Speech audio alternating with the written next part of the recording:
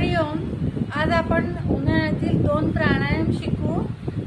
एक म्हणजे आहे शीतली, दुसरा आहे शीतकारी.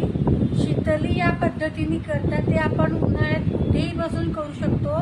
ज्यावेळेस आपल्याला गरम वाटत असेल त्यावेळेस आपण कुठेही बसून शीतली आणि शीतकारी हे दोन्ही प्राणायाम करू शकतो. शीतली,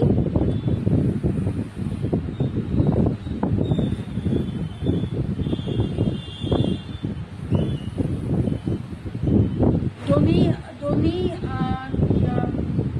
जिभेची उंगळी करायची आणि हवा आतमध्ये ओढायची. या पद्धतीने शीतली करायची.